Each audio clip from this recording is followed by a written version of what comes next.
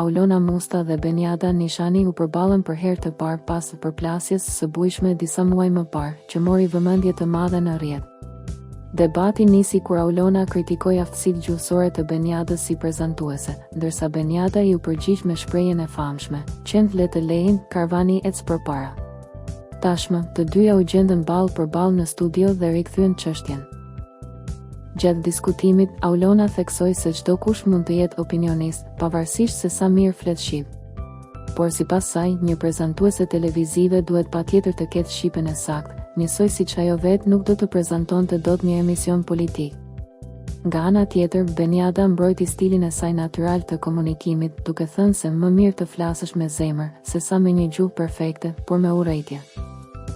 Në fund, tensioni u ul, me Aulonën që e vlerësoi Beniadën duke e quajtur vajzë solare dhe shumë interesante, ndërsa të dyja u shfaqën më të qeta se herët e kaluara.